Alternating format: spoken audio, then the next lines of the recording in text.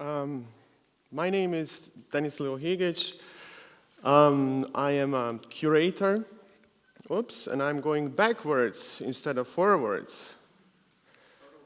Let's start this over. And I work in the biggest museum in the world. As a matter of fact, the museum I work in is so big that all of us are part of it. Already now, about 55% of the entire global population are living in this very museum. And latest by 2050, 2/3 of the world population will be part of it. And the museum I'm talking about, and that's the house I'm interested in, is the city itself. So today I would like to engage with all of you in a question: how can we improve our built environment, our urban fabrics which we all live in, with a conscious engagement of arts and culture? And how can we get art and culture to become an objective parameter when it comes to experiencing and also planning of our urban environments? So the first step to get there could be to understand what is public space. And if we think about our preconceived perception, what is a museum and what is a city, maybe it would be a good idea to start with a city named Rome. And what we see here is Rome, more precisely a plan of Rome mapped out by the 18th century surveyor and architect Giambattista Noli. And what Noli does, or what he did here, is showing several interesting conditions. The first one is the relationship between built and unbuilt space. So what you can see here on this map is that everything what's rendered in black solid means this is built space. And everything what's left in a white void means this is unbuilt. But what makes this map remarkable, and actually marks a historical shift in our perception of public space, is the fact that Noli is not only talking a mere distinction between built and unbuilt, but he's also talking about publicly accessible spaces and the ones which are not. So if we zoom in into this map, we are going to discover situations like this. All interiors of churches, for example, like this one here, is rendered in the same color like the street. There is no difference between the street and the interior of the church. There are a few black dots, meaning the columns within the interior, but there is actually no differentiation. Why? Because this space is publicly accessible. So what we are learning from Noli here is that the understanding of public space cannot be brought to such simple terms only as ownership and property. It's more complex. There's more to it. The next thing when we talk about city as a museum is to understand what is a museum. And words are important. So if we just look up what does the word museum mean, we are going to learn that it comes from the ancient Greek, and it means nothing else but a temple where the muses live. So here we are, or actually we didn't went anywhere, we are still in the temple. And what are the muses? Well, the muses muse the musicians. Words are important, and everything is connected. The muses are the inspirational powers that drive us to make art. All of us are creative. So if you wake up tomorrow morning and you feel like doing something creative, you don't need to play an instrument or to be an artist. Maybe it's just the way how you prepare your breakfast. Today I'm going to do it differently. What happened there? A muse was a little bit around there, maybe. The inspirational powers that drive us to make art. Inspiration seems to be the key word here when we are talking about cities. I live in the city of Berlin. And if there is one place in the world which can tell stories about walls, then it's certainly Berlin. And at a time where we are observing rising tendencies towards segregation in societies all over the world, and at a time where wall building seems to be dominating the media more than our celebration of bringing the wall down last week, it's important for us to understand what segregation really means. Segregation is a backward-looking idea from the past that does not correspond to a concept of an intelligent city of the future. This is so obvious. We all know that. But maybe it's also important that we loudly say it. It's also crucial to know that art is, next to sports, probably the only non-verbal means of communication, or the best one, which everyone can understand, everyone can engage with, and which can overcome all boundaries.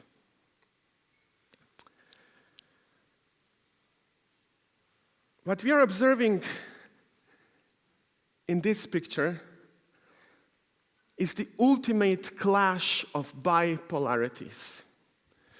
Two utterly incompatible systems meeting each other, or actually being separated by one tiny little strip of a wall.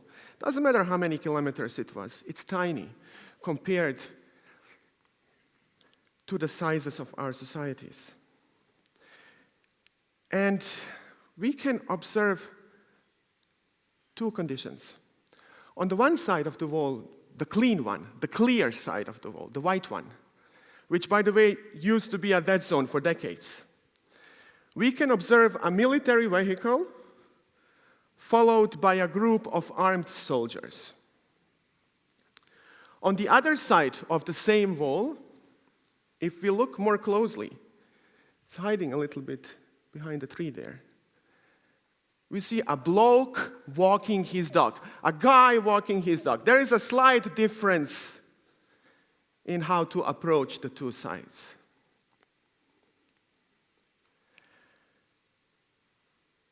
Art in public space, urban art, is actually the biggest global art movement which we are having right now. What's happening in the news in the morning, probably somebody is already painting on one of the many concrete canvases in many cities around the world. It happens real time. And it was already happening, as you can see on this wall.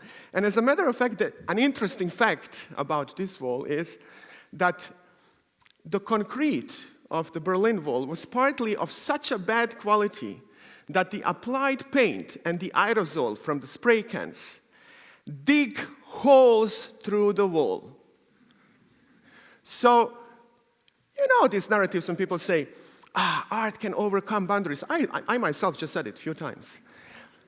Verbatim and without cumbersome narratives. They don't need a big narrative. It made a hole through the wall, right? Art, and especially the one which is accessible to everyone in our urban environment, is one of the pillars of our democratic expression. And I'm saying expression on purpose, because it gives us voice.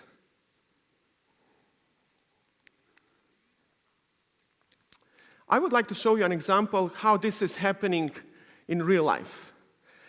An impressive example of artistic and social engagement, both above and under the street. In Berlin,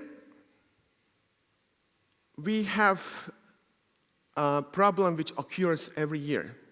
And the problem is that the homeless people, which are in particularly vulnerable to the cold winter temperatures, are having trouble to find sleeping places during the night. What happens is the fact that the public transportation service closes the metro stations in the short operational breaks during the night. This is a huge problem because people are losing warm places to sleep. And so it happens that every year in Berlin, we have people freezing to death. In Berlin, first world country. And then we are asking ourselves, what is public and what is private? Is it private only because you own it? What happened to Noli and those pillars which we've just seen? An artistic collective from Berlin, an anonymous one actually, called Rocco and his brothers, developed a project last year and teamed up in order to react and to change something about this situation. So what they did, and what you can see here, is they created these survival kits, these survival bags. And the survival bags contained a blanket, some food, and then a safety vest, safety regulations, like what do we need a safety vest for? You need it because in that bag was also a key. Every bag contained a key to open them all.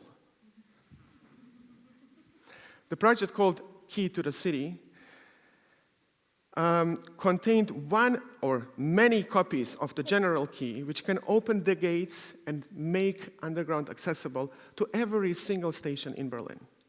So what they did was distribute those bags on many key points in the city, at the entrances of the stations, but also at places where homeless people would gather and help them to access the underground. So, at this point, I would like to invite you to be really open, to go open, with your eyes open through the city and experience the art which is happening there. Because there is so much spectacular art, beautiful pieces, aesthetically most enhancing. And I'm not showing them tonight. Not because they are less important, but because I think that this project here is urban art at its best. Making the underground accessible. An artist collective that dwells in the underground, that's anonymous, is also saving lives with this action. But also questioning the relationship between ownership and public space. I think that in a city of inspiration, which we all should be living in, we all have a sense of ownership. And what I am learning from Rocco and his brothers, or maybe sisters, nobody really knows, right? I'm learning that we also have a sense of creativity and sense of social engagement. Most importantly, a sense of responsibility. Thank you very much.